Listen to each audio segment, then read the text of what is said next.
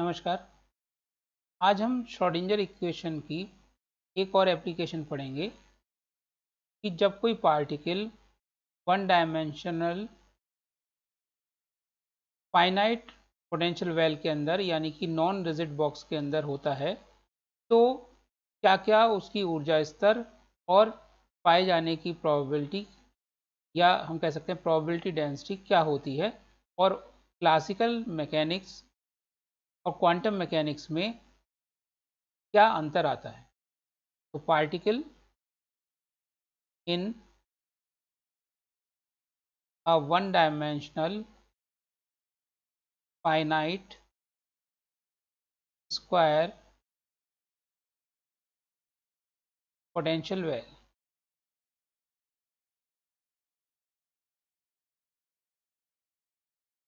यानी कि एक विमीय वर्गाकार विभव कूप में पार्टिकल की गति जबकि विभव जो है वो परिमित हो यानी फाइनाइट हो। इसको हम कह सकते हैं नॉन रिजिड बॉक्स। अदृढ़ बक्सा मतलब एक विमीय वन डायमेंशनल परिमित वर्गाकार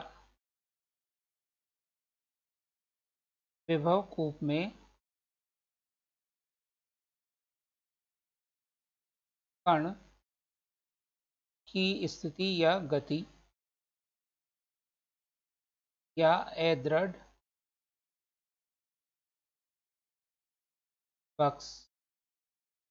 बक्से में कण।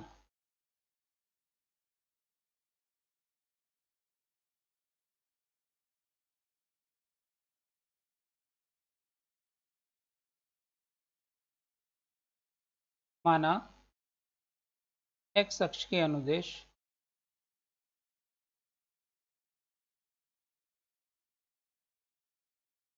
x इज इक्वल टू 0 से x is equal to L तक एक विभव कूप है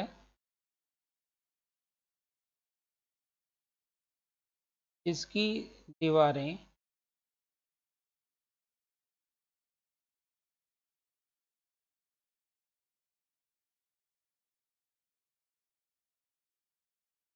की ऊंचाई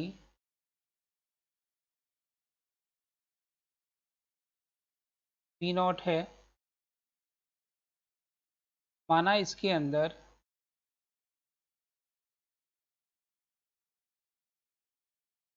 m द्रव्यमान का कण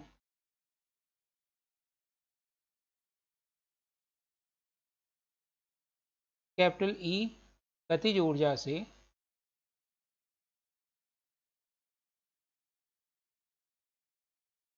गति कर रहा है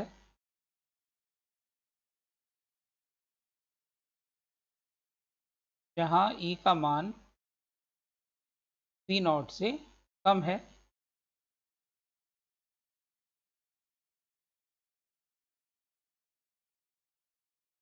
इसे चित्रानुसार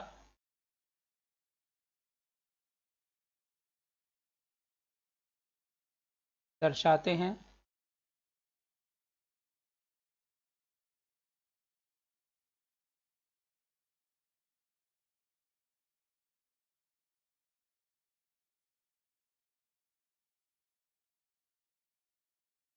इसमें हम x एक्सिस लेंगे,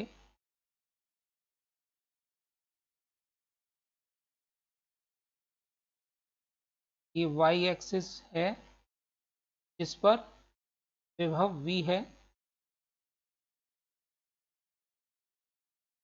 और जो विभव कूप है की दीवारों की ऊंचाई V0 है।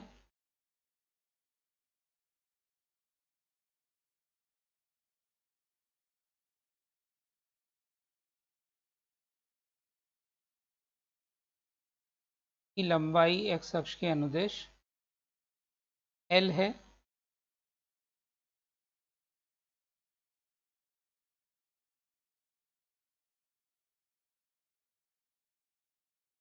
और इसके अंदर पार्टिकल है एम एनर्जी, एम द्रव्यमान का और ई एनर्जी का, जो इसके अंदर गति कर रहा है।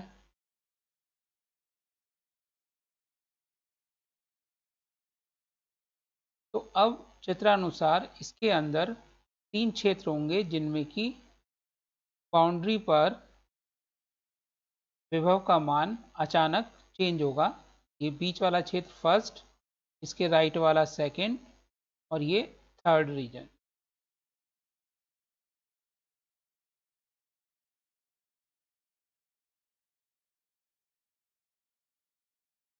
इसमें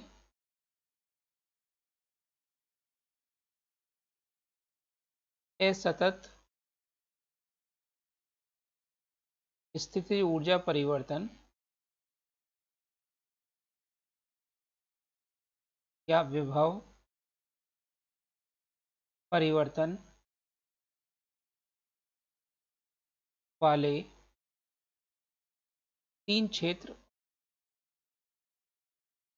फर्स्ट, सेकंड व थर्ड होंगे।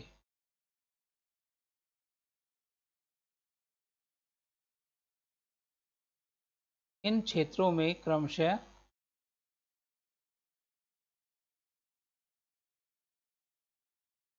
क्षेत्र वन जो होगा वो x की वैल्यू 0 से लेकर l तक होगा, कैपिटल L, तथा इसके अंदर Vx रहेगा 0।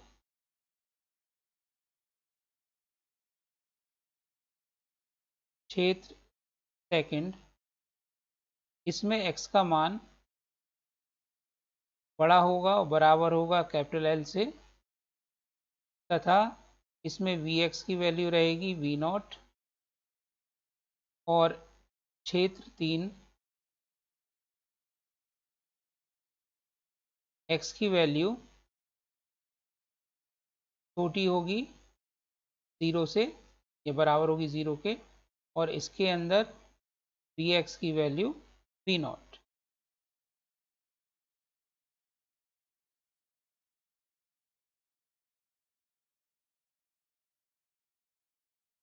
माना तीनों क्षेत्रों में कण के तरंग फलन क्रमशः ψ1, ψ2 व ψ3 हैं। तो हमने मान लिया कि कण अगर जिस रीजन में पाया जाता है उसके हिसाब से उसके साथ में एक तरंग फलन होगा जिनकी वैल्यू ψ1, ψ2 और ψ3 हैं। अतः श्रोडिंगर की समीकरण से, श्रोडिंगर की काल अनाश्रित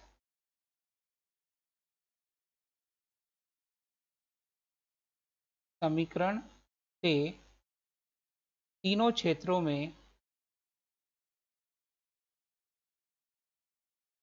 तो तीनों क्षेत्रों के लिए हम बात कर रहे हैं, तो हमें मिलेगा रीजन फर्स्ट में तो मिलेगा D square ψ1 over D X square plus 8 pi square m over h square, और e माइनस बी होता है तो यहाँ पे v की वैल्यू 0, तो ये रह जाएगा केवल e ψ1 is equal to 0। Second region में D square ψ2 over D X square plus 8 pi square m over h square e minus V0 ψ2 is equal to 0। और थर्ड रीजन में T square ψ3 over D X square plus 8 pi square m over h square e minus V0 psi3 is equal to 0। तो हमें ये इस प्रकार हमें 3 समीकरण प्राप्त होंगी। इनको थोड़ा सा सिंप्लीफाई करने के लिए हम मानते हैं, माना alpha square is equal to 8 pi square M E over H square, व बीटा स्क्वायर मान लिया हमने 8 pi square M E minus V not upon H square. ये तो हो गई इक्वेशन नंबर 1, ये 2 अल्फा स्क्वायर की वैल्यू और ये 3। तो समीकरण 2 और 3 से अल्फा स्क्वायर और बीटा स्क्वायर समीकरण 1 में रख देंगे। समीकरण 2 व 3 से मान 1 में रखने पर तो समीकरण 1 की जो तीनों समीकरणें हैं, पार्ट हैं, वो क्रमशः चेंज हो जाएंगी। D square psi 1 over D X square plus alpha square psi 1 equal to 0। दूसरी हो जाएगी D square psi 2 over D X square plus beta square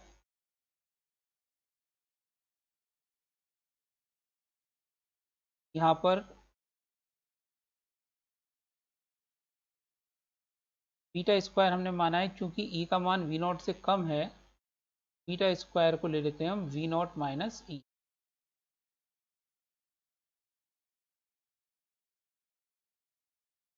तभी राइट हैंड वाली टर्म पॉजिटिव होगी और उसका अंडर रूट लिया जा सकेगा। तो यहाँ पर हो गया minus beta square psi 2 is equal to 0 और तीसरी हो गई D square psi 3 D X square minus beta square psi 3 is equal to 0। ये हो गई इक्वेशन नंबर 4। तो जो समीकरण 4 है वो सेकेंड ऑर्डर डिफरेंशियल इक्वेशन है साई 1 साई 2 और साई 3 की। तो समीकरण 4 के व्यापक हल निम्न होंगे, या माना निम्न है।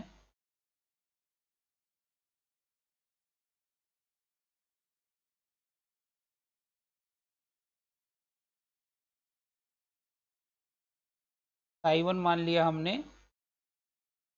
a1 sine alpha X plus b1 cos alpha X psi 2 is equal to a2 E raise to power beta X plus b2 E raise to power minus beta X और psi 3 is equal to a3 E raise to power beta X plus b3 E raise to power minus beta X. ये equation number 5, जहाँ as and बीज जितने भी ए हैं और B हैं नियतांक हैं।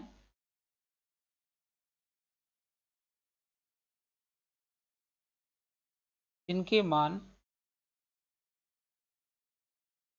निम्न परिसीमा शर्तों मतलब बाउंड्री कंडीशंस से ज्ञात कर सकते हैं। ये बाउंड्री कंडीशन है, पहली है जब x का मान अप्रोच करता है प्लस माइनस इन्फिनिटी तो साई परिमित होना चाहिए, फाइनाइट होना चाहिए।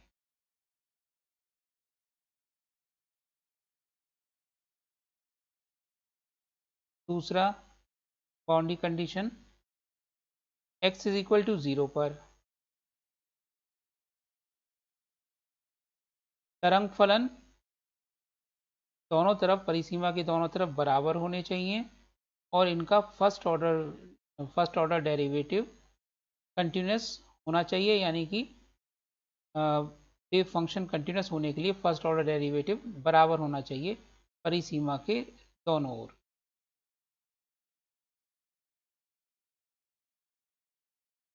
ऐसे ही तीसरी कंडीशंस, तीसरी परिसीमा तीसरी boundary condition x is equal to capital L पर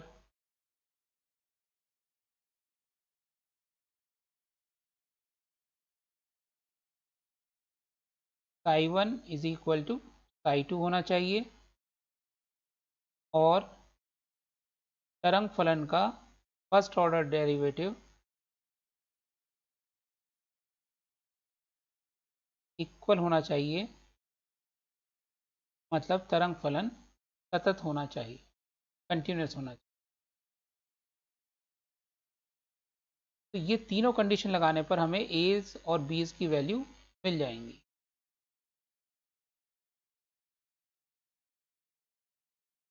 इन शर्तों से एज व बीज के मान ज्ञात करके अल्फा व बीटा के मान समीकरण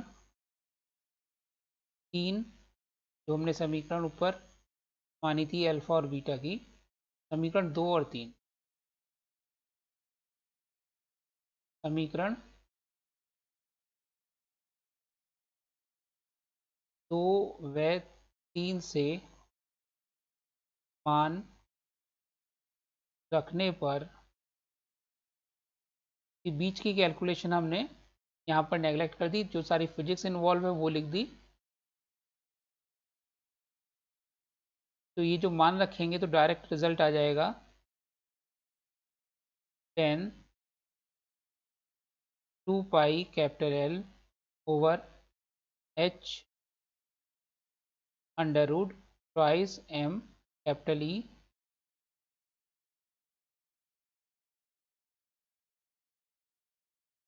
is equal to twice under root capital E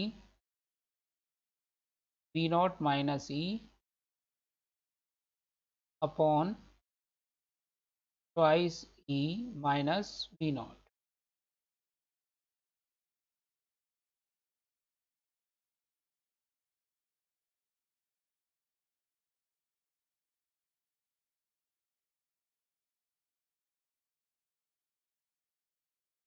equation number ये आ गई, इक्वेशन नंबर 6।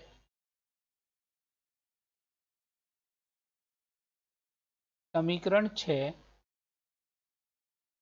ऊर्जा कैपिटल E के केवल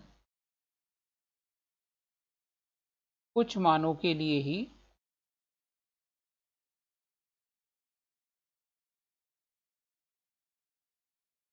सत्य होगी, जिन्हें गणितीय विधि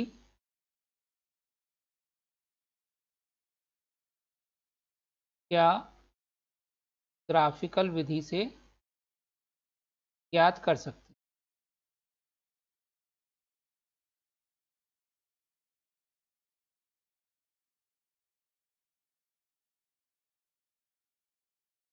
यानी कि लेफ्ट हैंड साइड का कर्व खींचें E का x के रेस्पेक्ट में, और ऐसे ही राइट हैंड साइड का E का x के रेस्पेक्ट में, किसी एक वेरिएबल y मान लेते हैं, चलिए इसको इक्वल या x मान लेते हैं, तो उसके रेस्पेक्ट में ग्राफ खींचेंगे और उन दोनों ग्राफों के जो इंटरसेक्शन पॉइंट होंगे वो कैपिटल E की वो वैल्यू को बताएंगे जिससे जो इस समीकरण 6 को संतुष्ट करेंगी, यानी इस समीकरण 6 के सॉल्यूशन होंगे। इससे पता चलता है कि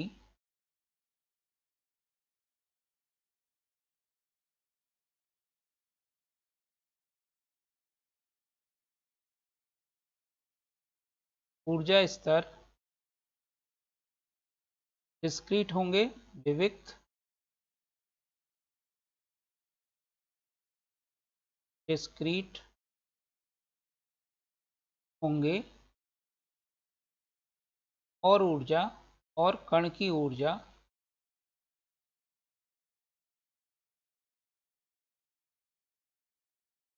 क्वांटीकृत होगी, यानी कंटिन्यूस ना होकर क्वांटीकृत होगी।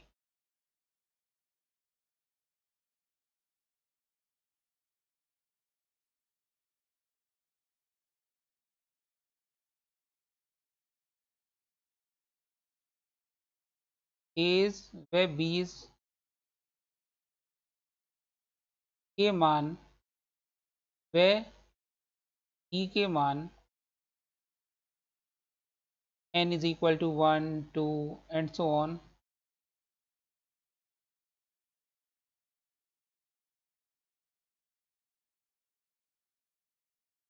ज्ञात होने पर प्रत्येक ऊर्जा स्तर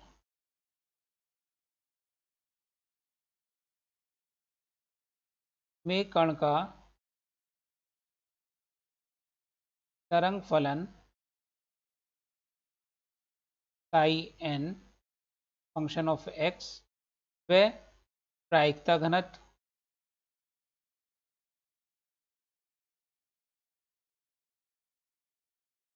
psi n function of x के मॉड का स्क्वायर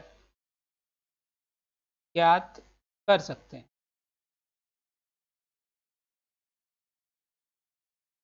जो मैथमेटिकली ज्ञात कर सकते हैं थोड़ा सा कॉम्प्लिकेटेड है, हम उसके डायरेक्ट रिजल्ट पे जा रहे हैं।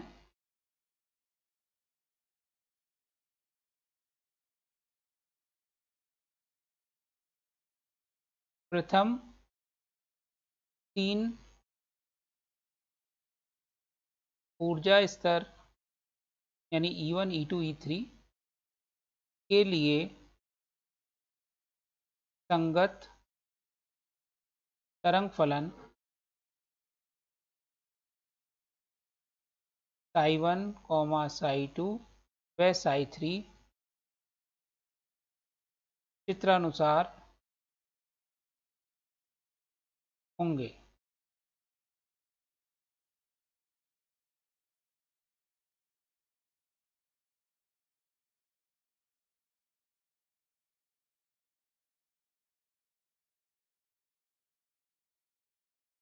तो हम ये देखते हैं कि फाइनाइट पोटेंशियल वेल में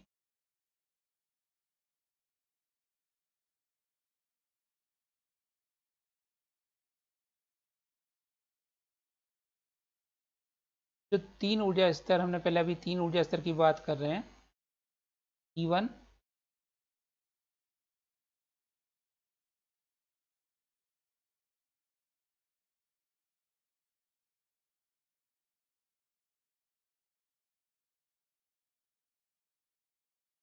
E2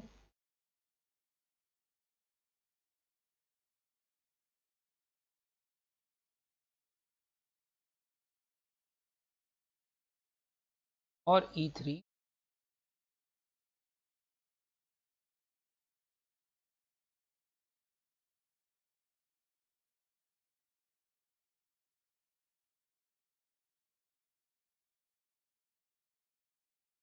चित्रानुसार होंगे।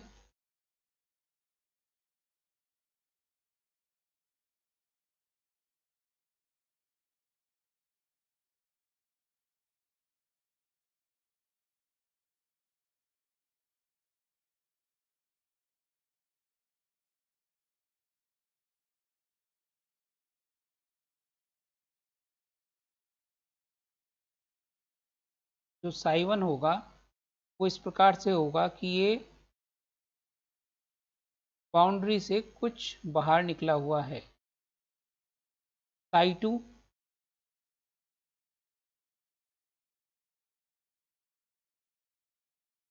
कुछ ज़्यादा बाहर निकलेगा।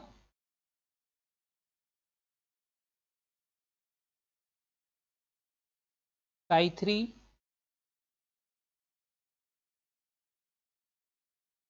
ये और ज़्यादा बाहर होगा।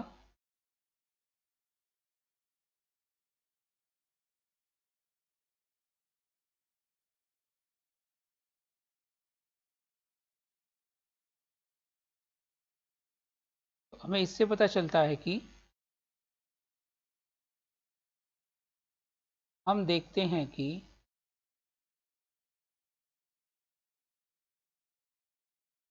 तरंग फलन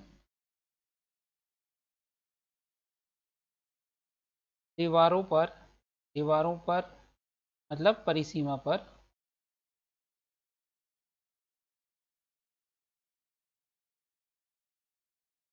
वैनिश नहीं होते हैं।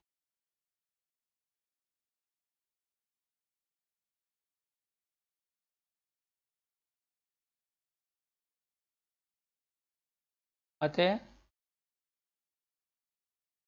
तरंग दैर्ध्य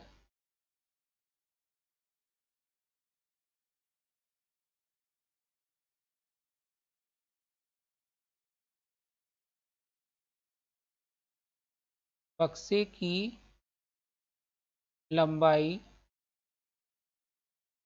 से कुछ अधिक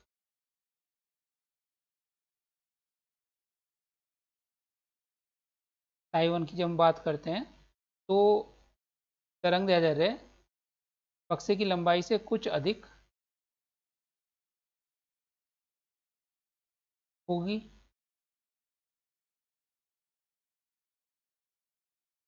तो हम कह सकते हैं कि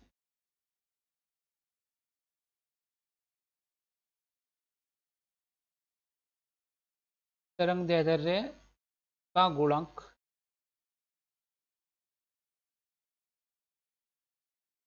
तरंग को हम ले रहे हैं, अतः अर्ध तरंग दैर्ध्य का गुणक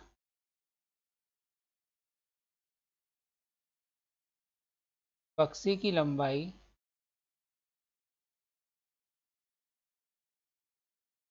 से कुछ अधिक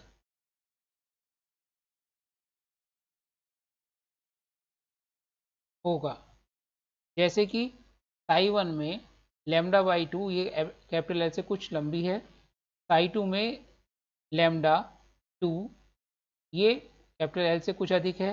ऐसे ही साई 3 में 3λ3/2 ये भी बक्से की लंबाई कैपिटल एल से कुछ अधिक है, और इसी कारण तरंग फलन बाहर जा रहे हैं, और इसी कारण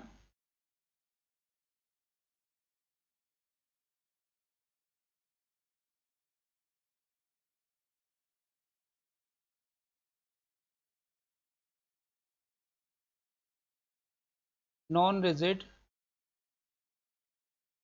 बक्से में ऊर्जा स्तर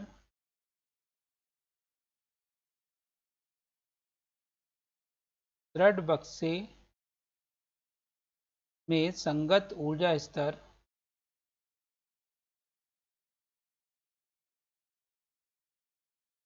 से कुछ नीचे होते हैं। अगर हम कंपैरिजन करें रिजिड बॉक्स और नॉन रिजिड बॉक्स के एनर्जी लेवल्स की,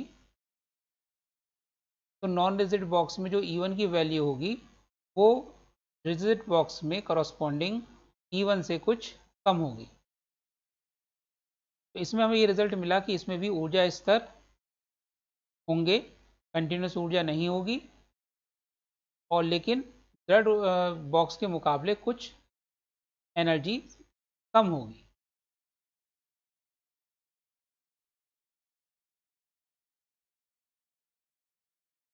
प्रायिकता घनत्व प्रोबेबिलिटी डेंसिटी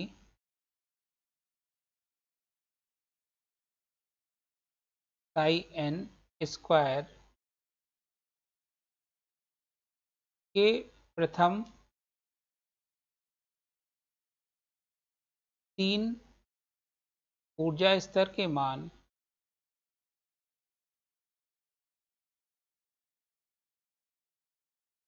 चित्रानुसार होंगे।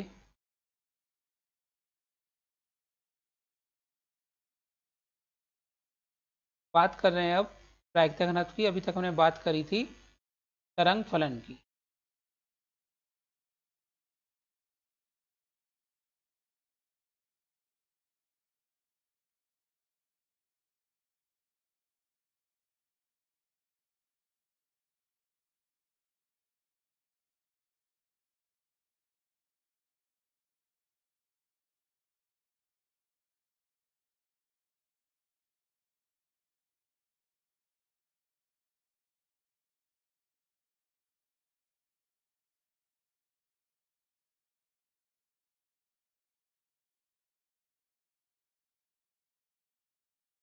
प्रथम ऊर्जा स्तर, द्वितीय ऊर्जा स्तर और तृतीय ऊर्जा स्तर।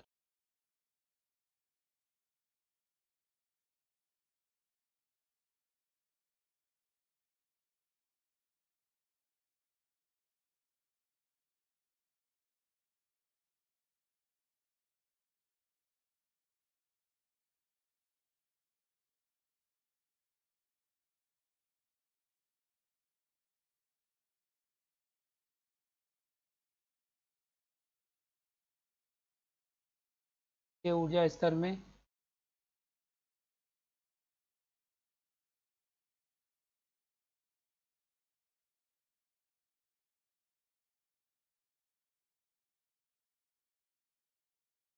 और तृतीय ऊर्जा स्तर में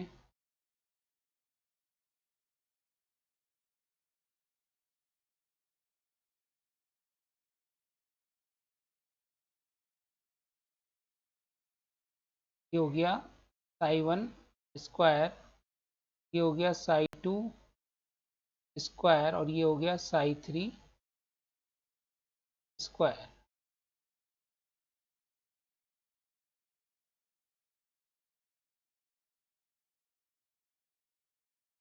हम इसमें ऑब्जर्व करते हैं, देखते हैं कि नंबर 1, बक्से के बाहर पाए जाने की प्रायिकता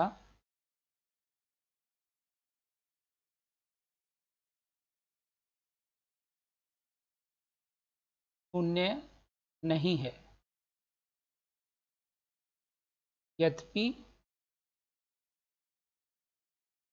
E का मान लेस देन V0 तथा यह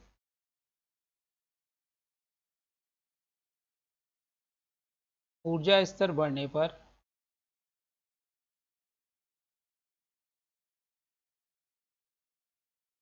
बढ़ती है और चिरसम्मत यांत्रिकी यानी क्लासिकल मैकेनिक्स के अनुसार जब E लेस देन V0 तो कण बाहर नहीं हो सकता।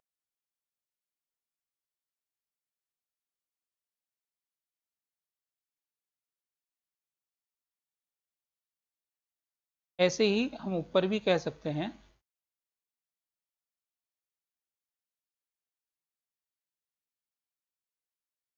जहाँ पे हमने कहा था कि समीकरण नंबर 6 से हमें पता चलता है कि ऊर्जा स्तर विविक्त हैं और कण की ऊर्जा क्वांटीकृत होगी, जबकि चिरसम्मत यांत्रिकी यानी क्लासिकल मैकेनिक्स के अनुसार ऊर्जा स्तर सतत होते हैं। यानी कि क्वांटम मैकेनिक्स के रिजल्ट और क्लासिकल मैकेनिक्स के रिजल्ट एनर्जी जो लोअर एनर्जी लेवल्स हैं उनके लिए अलग अलग आ रहे हैं। दूसरा, इसमें हम देखते हैं कि जैसे जैसे ऊर्जा स्तर बढ़ेगा बाहर जाने की प्रायिकता बढ़ रही है। ऊर्जा स्तर बढ़ने पर अर्थात ई का मान बढ़ने पर बाहर पाए जाने की प्रायिकता बढ़ती है।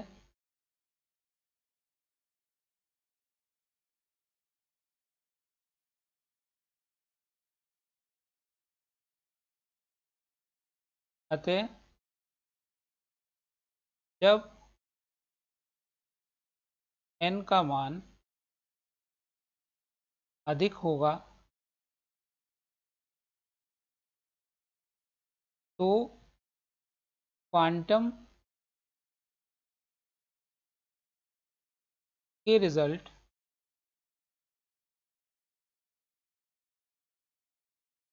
क्लासिकल के रिजल्ट में बदल जाएंगे।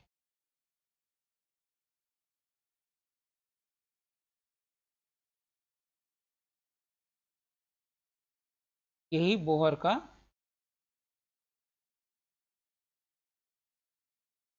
करस्पॉन्डेंस प्रिंसिपल है।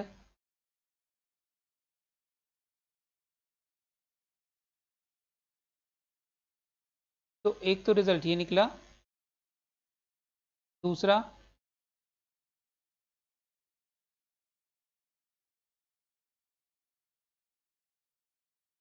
निम्नतम ऊर्जा स्तर यानी E1 में कण के पाए जाने की प्रायिकता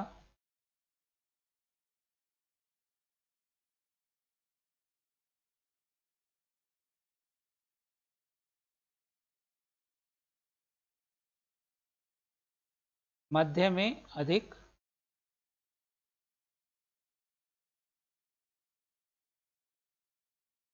व परिसीमा पर कम होगी।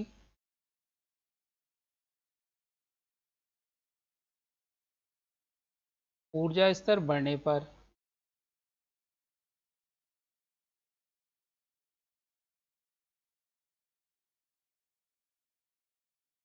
कुछ ऐसे बिंदु होंगे जहां पर प्रायिकता शून्य होगी, जिन्हें कैपिटल एन से निरूपित किया है।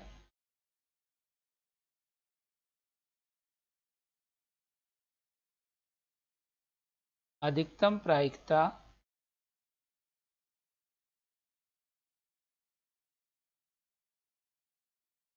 वाले स्थान बदल जाएंगे। कुछ ऐसे बिंदु भी होंगे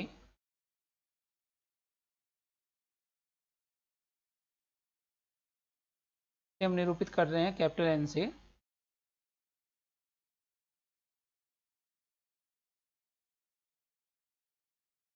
जहां पर प्रायिकता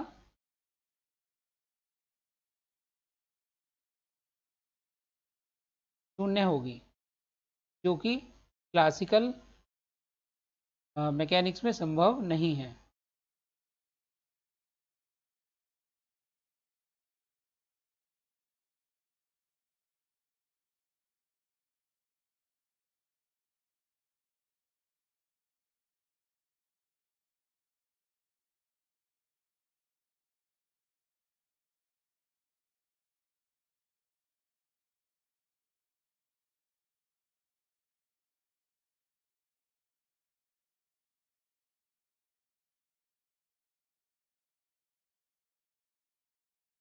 अति उच्च ऊर्जा स्तर में सभी बिंदुओं पर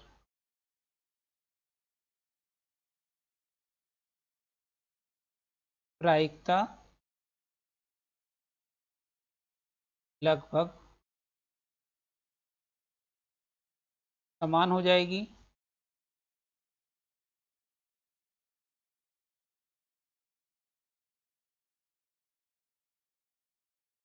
यही क्लासिकल मैकेनिक्स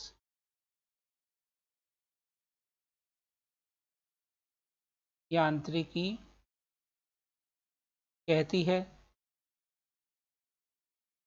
अतः जब n का मान बहुत अधिक होगा तो क्वांटम मैकेनिक्स कन्वर्ट हो जाती है क्लासिकल मैकेनिक्स में, जो कि बोहर का कॉरस्पॉडेंस प्रिंसिपल है। इस प्रकार से हमने जब कोई कण एक एदरेड बक्से के अंदर होता है तो ये देखा क्वांटम मैकेनिकली कि उसके ऊर्जा स्तर विविक्त या डिस्क्रीट होते हैं और वेव फंक्शन जो उसकी परिसीमा है एदरेड बक्से के उसके बाहर भी पाया जाता है वेव फंक्शन, और प्रायिकता भी बक्से के बाहर पाए जाने की कुछ ना कुछ होती है। यद्यपि कुल ऊर्जा कण की ई का मान जो ऊंचाई है दृढ़ बक्से की वी नॉट उससे कम है, और इस प्रायिकता का मान ऊर्जा स्तर बढ़ने पर बढ़ता चला जाता है। धन्यवाद।